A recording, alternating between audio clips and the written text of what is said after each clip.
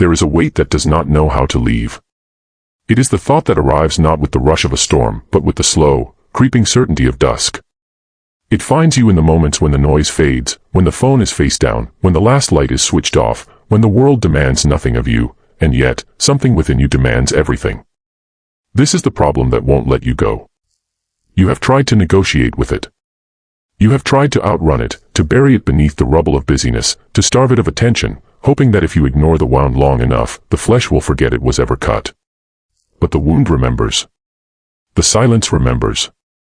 And so, in the space between your last thought and your first dream, the problem returns.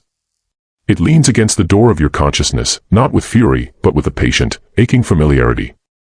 It asks you a question you have never been able to answer: why are you here, when you were made for somewhere else? And you have been taught to fight this. You have been told to sharpen your will, to fortify your faith, to wage a campaign against this persistent shadow. You have been told that the problem is a test, and the test is to be passed by sheer endurance. So you grit your teeth against the night, thinking that if you just hold on long enough, the dawn will break and the problem will scatter like morning mist. But it doesn't scatter. It thickens.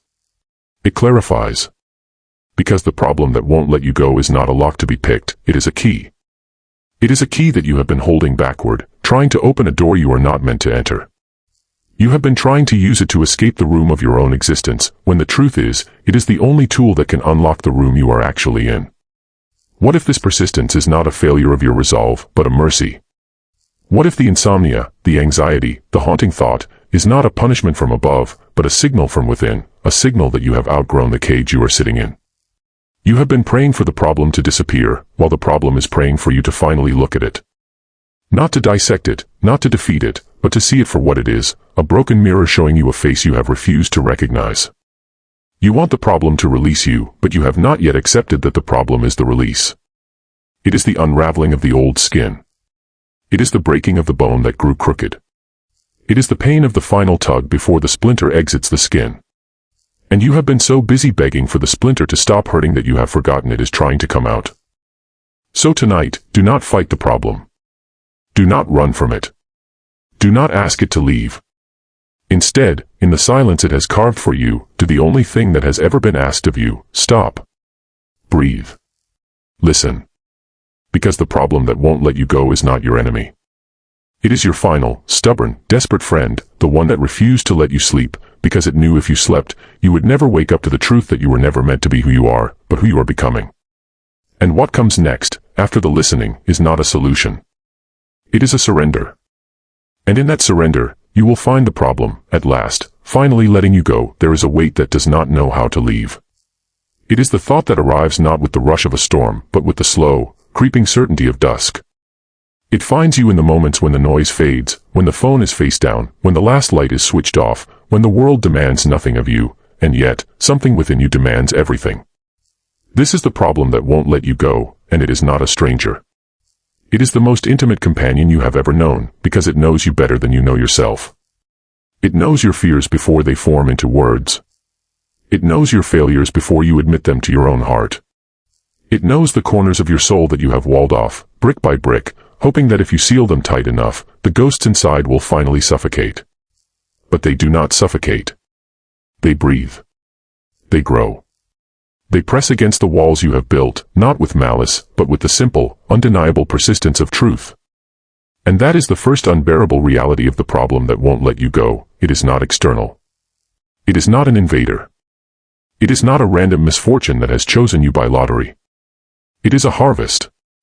It is the crop that grew from seeds you planted long ago, seeds you have forgotten, seeds you have denied, but seeds that have nevertheless taken root in the soil of your choices, your silences, your refusals. The problem clings to you because it belongs to you. It is your own shadow cast by a light you have turned your back on. You have spent sleepless nights bargaining with this problem. You have promised the universe that if it just removes this one burden, you will be better. You will be kinder. You will be more faithful. You will finally become the person you always intended to be. But the problem does not leave, because the universe does not trade in bargains. It trades in truths. And the truth is, the problem is not standing between you and who you want to become. It is the very ground you must walk across to get there. Every time you try to bypass it, you find yourself circling back. Every time you try to drown it in distraction, it resurfaces with a stronger grip. Every time you try to rationalize it away, it grows more stubborn, more insistent, more undeniable. This is not cruelty. This is clarity. The problem that won't let you go is the universe refusing to let you lie to yourself. It is the mirror that refuses to fog over. It is the echo that refuses to fade, because you have not yet spoken the word it is waiting to hear. And what is that word? It is not a solution. It is not an answer. It is a confession. The problem persists because you have not yet confessed to the truth that you already know in the deepest chamber of your heart, that you have been running in the wrong direction. That you have been building a life on a foundation that cannot hold you. That you have been seeking approval from those who cannot give it, validation from systems that are empty, and purpose from paths that lead nowhere. The problem is not the obstacle. The problem is the signpost. It is the ache in your bones telling you that you have been walking for miles on a broken leg, and you have been calling it strength. You have called it resilience. You have called it faith. But the problem calls it what it is, a wound that has been waiting for your attention. And it will not let you go, not because it hates you, but because it loves you enough to stay. It loves you enough to haunt you. It loves you enough to refuse to be silenced by your comfort, your convenience, or your cowardice. It loves you enough to be the one thing in your life that will not abandon you to the lie that everything is fine. You have been told, perhaps by well-meaning voices or by the harsh inner critic that mimics them, that this persistent problem is one of two things. It is either a punishment, a divine retribution for some hidden sin, some forgotten transgression that has finally caught up with you, or it is a test, a gauntlet thrown down by fate to measure your strength, your patience, your ability to endure without breaking. And so you have lived in the exhausting space between these two interpretations, oscillating like a pendulum between guilt and grit. On the days when the problem feels insurmountable, when it presses down on your chest until you cannot breathe, you lean toward punishment. You scour your memory for the crime that warrants this sentence. You replay old mistakes, old words, old silences, and you convict yourself again and again, believing that if you just repent hard enough, if you just feel sorry enough, the punishment will be lifted. But it is not lifted. And so you swing to the other side. You clench your fists. You set your jaw. You tell yourself that this is a test, and you will not fail. You will outlast the pain. You will outwork the anxiety. You will outthink the confusion. You will become a warrior of willpower, and you will prove to the universe, to God, to yourself, that you are strong enough to pass this trial. But the test does not end. The questions keep coming. The weight does not shift. And you find yourself exhausted, not because you are weak, but because you have been fighting a battle that was never meant to be fought with your hands. This is the false dichotomy that has imprisoned you. This is the lie that has kept you running on a treadmill of effort and despair, believing that your only choices are to be punished or to be tested. But what if the problem is neither? What if the problem is not a sentence from above, nor a pop quiz from the universe, but something far more ordinary and far more profound? What if the problem is simply a symptom of a life that has grown too small for the soul that inhabits it? You have been treating the fever without asking what infection is burning beneath it. You have been fighting the symptom and calling it strength, while the cause of the sickness has been quietly thriving in the shadows of your unexamined life. The problem is not a punishment, because punishment is about the past, and the problem is not asking you to look back. It is asking you to look around, to look within, to see the shape of the cage you are currently sitting in. And the problem is not a test, because tests are about proving what you already have, and the problem is not interested in what you have. It is interested in what you are hiding, what you are avoiding, what you are refusing to become. You have been asking the wrong questions. You have been asking, why is this happening to me, as if the universe has singled you out for tragedy. You have been asking, how can I endure this, as if endurance is the ultimate virtue. But the problem that won't let you go is asking a different question altogether. It is asking, what is this trying to show you? It is not a hammer to break you, nor a fire to purify you. It is a mirror, and you have been trying to smash it, trying to walk through it, trying to paint over it, when all it has ever wanted is for you to stop and see your own face clearly for the first time. The false dichotomy of punishment versus test has kept you focused on yourself, on your worthiness, on your performance. It has made the problem about you. But the problem is not about you. It is about the life you are living, the choices you are making, the truths you are silencing. It is about the misalignment between the person you are presenting to the world and the person you are becoming in the quiet hours. And until you release yourself from the exhausting cycle of guilt and grit, until you stop asking whether this is a punishment or a test and start asking what it is trying to teach you, you will remain trapped in a war that has no enemy, fighting a battle that was never declared, and losing a peace that was always within reach. You have been treating this persistent problem as an obstacle to your success, a roadblock on the path to the life you have imagined for yourself. You have measured your days by how far you have moved away from it, how many strategies you have deployed to circumvent it, how many hours you have spent trying to dismantle it brick by brick. But what if you have been holding the compass backward? What if the problem that won't let you go is not blocking your path, but is, in fact, the path itself? This is the radical reframing that your soul has been aching for, the shift in perception that turns a prison into a passageway. The problem is not an interruption to your journey, it is the journey's most honest direction. It points not toward the destination you have been chasing, but toward a destination you have been avoiding, a truth you have been outrunning, a version of yourself that you have been too afraid to meet. Every time you try to go around the problem, you find yourself circling back because the problem is not a wall on the road, it is the road beneath your feet. It is the ground that will not let you walk in any other direction because every other direction leads to a cliff, a dead end, a place where your spirit cannot survive. The problem persists because it is the only honest thing in your life. It refuses to lie to you. It refuses to let you pretend that the life you are building is the life you were meant to live. It is the echo of a deeper question, a question you have buried under layers of obligation, expectation, and fear. And that question is not, how do I fix this? The question is, what is this revealing about what I truly need? You have been asking the problem to give you solutions, to provide you with a clear exit strategy, a step-by-step manual for eradication. But the problem is not a mechanic's manual, it is a poet's riddle. It does not speak in instructions, it speaks in whispers, in aches, in the quiet discontent that settles over you when you have achieved everything you thought you wanted and still feel empty. That emptiness is not a failure. It is a signpost. It is the compass needle swinging wildly away from the magnetic north you have been following, pointing instead toward a north you have never allowed yourself to acknowledge. The problem is showing you that you have been seeking security when you need freedom. You have been seeking approval when you need authenticity. You have been seeking comfort when you need transformation. And because you have refused to hear this deeper question, the problem has grown louder, more persistent, more impossible to ignore. It has become the thing that won't let you go because it is the only thing left that can still speak the truth to you. Everyone else in your life has accommodated your illusions. They have praised your efforts, encouraged your pursuits, validated your choices. But the problem has refused to collude with your delusion. It stands in the corner of your room, silent and unwavering, waiting for you to finally turn and ask the question it has been holding for you all along: what are you so afraid to become? And this is the unbearable kindness of the problem that won't let you go. It is not cruel. It is not indifferent. It is the faithful guardian of your deepest self, the sentinel that stands at the gate of your soul and refuses to let you wander into a life that is not yours. It holds the compass that points toward the person you were always meant to be, and it will not let you ignore that direction. It will not let you settle. It will not let you sleep. It will not let you forget. Because to forget would be to lose yourself entirely, to drift into a life of comfortable numbness, to become a ghost in your own existence. And the problem, in its stubborn, aching persistence, loves you too much to allow that. It is not the obstacle to your becoming, it is the midwife of your becoming. And the pain you feel is not the pain of being broken, it is the pain of being born. You have been taught that the solution to a problem is action, that the way to overcome an obstacle is to push harder, to think clearer, to strategize more effectively.